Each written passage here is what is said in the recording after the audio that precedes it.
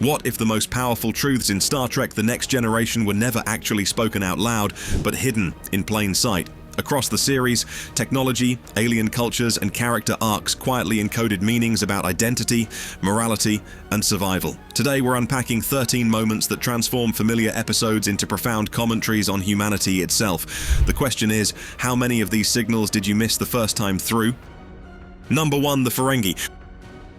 What if the Ferengi were never meant to terrify you, but to make you laugh at something very familiar? Our own obsession with wealth. Their first appearance painted them as twitchy, over-the-top caricatures, holding whips and snarling about profit, until they seemed more like a sketch comedy act than Star Trek villains. And force them to wear clothing. Sickening. And that reaction wasn't a failure, it was the point. Their petty schemes, endless haggling, and constant quoting of the rules of acquisition exaggerated modern business culture until it looked absurd. The so-called wisdom of those rules isn't wisdom at all. It's boardroom jargon spun into a religion of greed. Over time, the Ferengi became less about menace and more about satire. Viewed this way, they're not monsters. They're a mirror showing what happens when profit is the only value that matters. Quick pause before we dive into the next hidden meaning. If you're enjoying this breakdown, make sure to hit that subscribe button right now. We've got even deeper Star Trek theories. Trust me, you don't want to miss what's next. Number 2, the dark side of the Prime Directive. It sounds noble, right? Never interfere, always respect another culture's path. But what happens when sticking to that code means letting people die? The Prime Directive is Starfleet's most sacred law, a kind of moral shield that makes the Federation look enlightened. On paper, it promises respect and restraint. In practice, only that we seem to have more than one mystery here. We still don't know why the ship jumped into warp, but it looks like we're lucky that it did. It creates impossible tests. And take Who Watches the Watchers, where saving lives risks exposing a society to knowledge they can't process. Or Pen Pals, where Data bonds with a child whose world is collapsing only for the directive to forbid helping her. The crew isn't cold, they're torn apart watching disaster unfold from the sidelines. That's the paradox. By refusing to intervene, Starfleet sometimes commits harm in the name of morality. And in those moments, the bright line between humility and arrogance almost disappears. Number 3, Worf. Worf isn't just a Klingon, he's written as the eternal outsider. His whole life sits in conflict, raised by humans loyal to Starfleet, yet always tied to Klingon ideals of honor. That tension never really goes away. I return command of the ship to you, Captain. Thank you, Lieutenant. Congratulations. And it shapes every choice he makes. No matter which world he enters, he's misplaced. Among humans, his strict code feels alien. Among Klingons, his human upbringing makes him suspect. Episodes like Ethics show him weighing Klingon tradition against Starfleet duty, while Rightful Heir forces him to question his heritage when faith and culture collide. Through Worf, you see more than a warrior's arc. You see the immigrant experience. Always loyal, always divided, never fully accepted. And in wrestling with that fracture, he builds a hybrid identity of his own. Worf becomes Trek's most thoughtful meditation on belonging. Number 4, Data's humanity and the fight for civil rights. Why is Data's quest to be human so haunting? Because it's a civil rights story in disguise. He's not just the android officer at the helm, he's introduced as something less, treated by others as property rather than as a person in his own right. That framing makes every interaction with him a test of what the Federation really believes about equality. I am sorry, but use of sickbay equipment is limited to ship's medical personnel. Dr. Julian Bashir.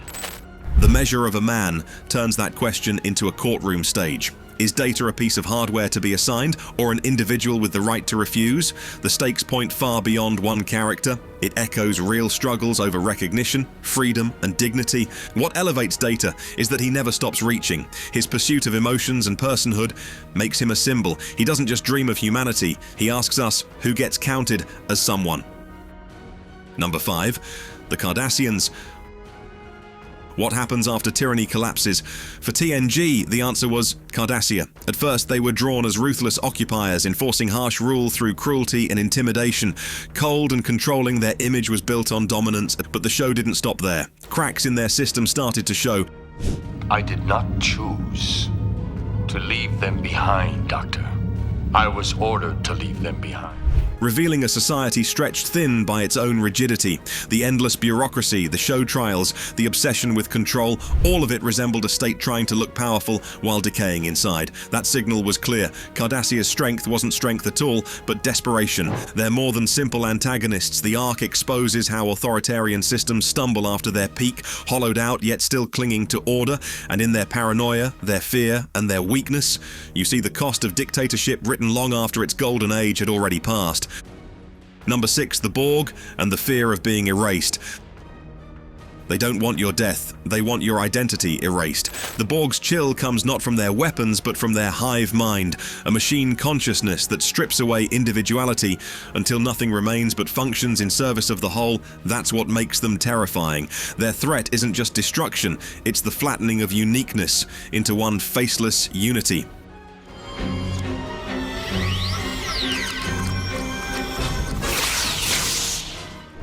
The best of both worlds brought this to its peak with Picard's assimilation. Watching a captain turned into Locutus shows the real fear, losing free will and becoming someone else's mouthpiece. You don't just die, you disappear. The Borg embody society's worst anxieties about losing ourselves to ideology, to mass culture, to the lure of seamless technology. They're not simple robots marching across the stars. They're the question no one wants to face. What's left of you when yourself is gone? Number 7. The Federation is no perfect utopia. What if humanity's perfect future isn't all that perfect? On the surface, the Federation shines as a polished ideal, logical, peaceful, enlightened. Captain. I believe we're scheduled to arrive at the Cardassian border during Delta Shift. It's the dream we're told to trust, but the cracks are there if you look closer. Episodes show admirals acting in secrecy, schemes inside Starfleet itself, and a government perfectly willing to bend its ethics when diplomacy demands it. Power politics hide under speeches about progress. Sometimes the Federation's own actions echo the problems it claims to have left behind. That's the twist. Utopia in theory, compromise in practice. The Federation works best as a reflection, not a fantasy. It reminds you that progress doesn't erase flaws, it just moves them into new shapes. Star Trek isn't promising paradise, it's warning us not to confuse better with perfect because even futures have shadows. Number 8, yesterday's Enterprise and the cost of war.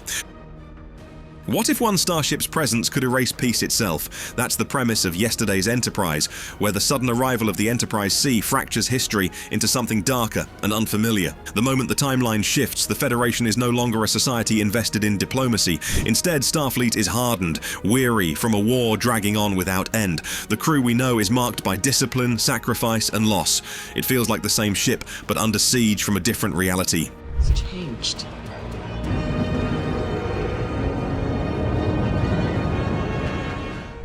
Only Guinan senses the wrongness, as if memory and history are bending together. She knows that this militarized enterprise is built on stolen time.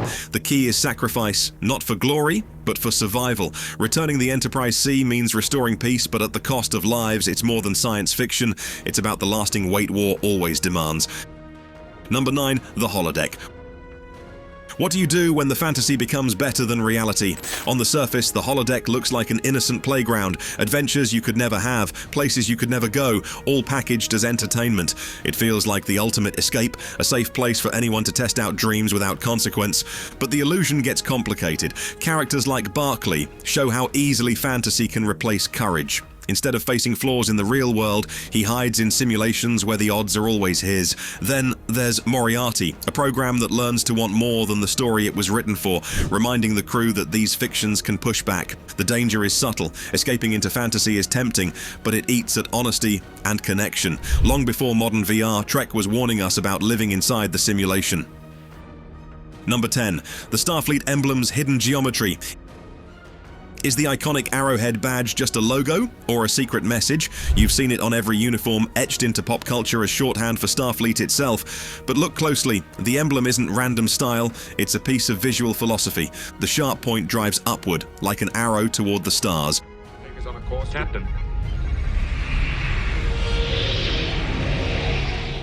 while the curved sides frame it in balance. Geometry works here as metaphor, direction, unity, forward motion.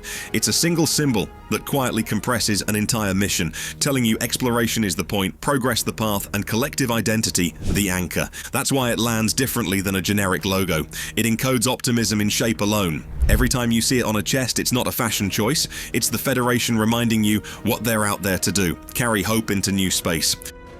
Number 11, the Enterprise D's secret design. The flagship wasn't just built to look futuristic, it hid purposeful design secrets. The Enterprise D instantly stood out as the next generation's centerpiece, but every curve and section told you more than, this is a starship.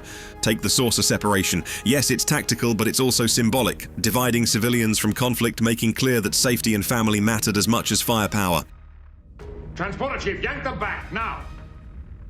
Riker, acknowledge!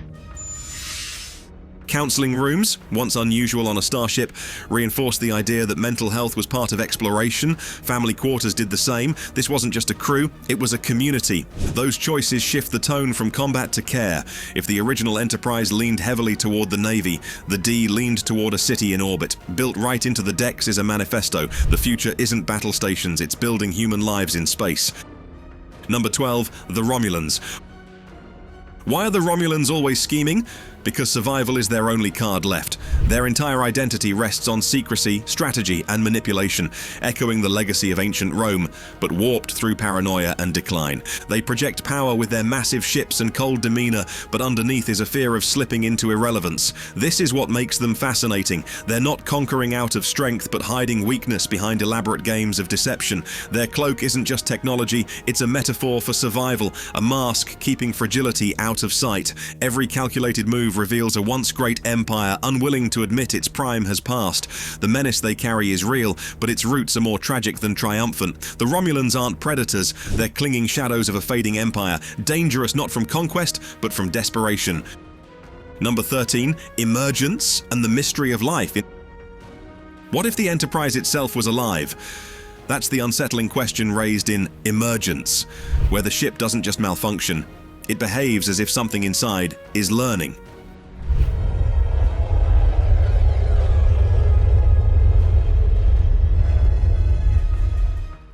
What began as glitches takes shape as a system evolving into its own consciousness. The crew soon realizes they aren't fixing a technical failure. They're watching the starship itself create thought. Patterns in the computer's activity look less like code and more like instinct. A ship built as a tool suddenly feels like a presence with its own will. That flips perspective. If a collection of circuits and patterns can organize into intelligence, then maybe life itself is less about biology and more about structure, growth, and surprise. The Enterprise stops being only a vessel for exploration, it becomes a question in motion. What truly counts as living? The patterns nobody saw coming aren't random. They're the hidden core of the next generation. The show dressed itself as space opera, but underneath it was philosophy scripted into characters, worlds, and even the shape of a starship. As one article puts it, the best Star Trek stories are so often simply great science fiction stories with a strong central premise. That's why TNG still resonates. So, what did you notice that others might have missed? Drop a comment below and hit that subscribe button for more Trek deep dives. Star Trek isn't just about space, it's about us.